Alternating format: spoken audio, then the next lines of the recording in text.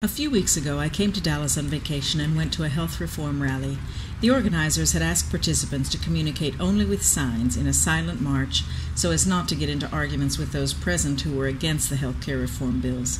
It was a wise decision. Only one woman broke ranks and began shouting back at an anti-reformer. The other pro-reformers quickly stepped in and asked her to please respect the rules of the rally. Although it was a civil demonstration on the whole, there were some disturbing things that occurred which, in my opinion, demonstrate the most significant problem in this debate. I talked with people on both sides. I wish that it were possible to do more talking, less shouting, and make fewer assumptions about people on the other side of the health care reform argument. The government doesn't run things well, the Fed, when it gets involved, so we're more for individual rights and states' rights, as our Constitution states. I mean, when a senior citizen has to choose between medicine and food, we believe that one of the single most important issues since civil rights is health care reform. When over 40 million Americans don't have access to health care, how can there be justice and how can there be equality? But the problem is that this bill, as it currently exists, does a lot more damage than good. We need to have an open discussion on all sides. If you can keep your insurance, but there's a public option for people that don't have it.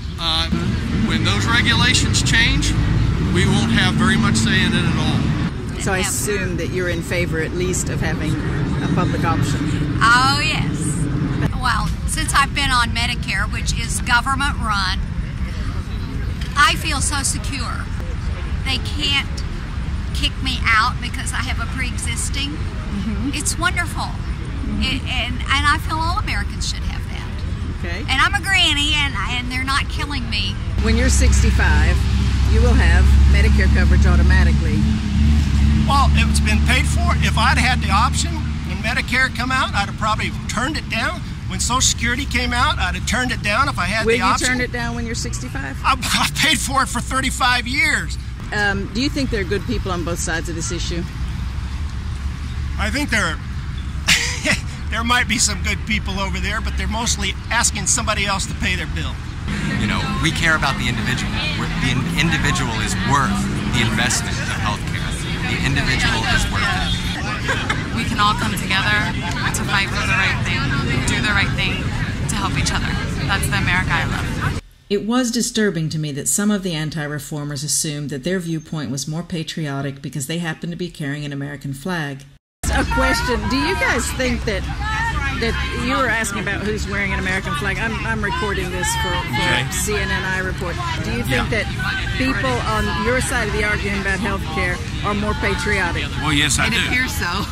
Why is that? Because this protest is pro our republic. It's not just against health care, even though we can't afford it. The country's virtually bankrupt.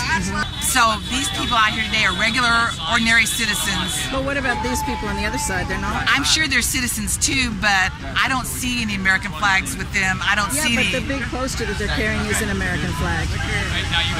Where? I don't see an American flag. Look at where it says silent majority. I see some red stripes. I don't see it. I don't see any blue field or anything that look like a flag to me.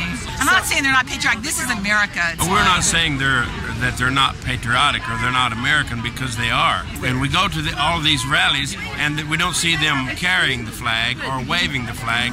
But then maybe both sides make assumptions about each other. Maybe we pro-reformers don't think that those on the other side care at all about their fellow Americans. So they think we don't love our country enough, and we think they don't love our countrymen enough.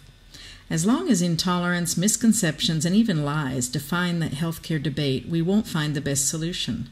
Maybe it's time we all stepped back, gave each other the benefit of the doubt, as people who care about this country and its citizens, even if we have different points of view. Do you think that there are good people on both sides of this argument? Yes. There are people on both sides of this argument who have valid points. So we can agree to disagree then and still call each other good Americans? Yes, and if this shows up on CNN, I would expect that we are in a disagreement. Thank you. Thank you.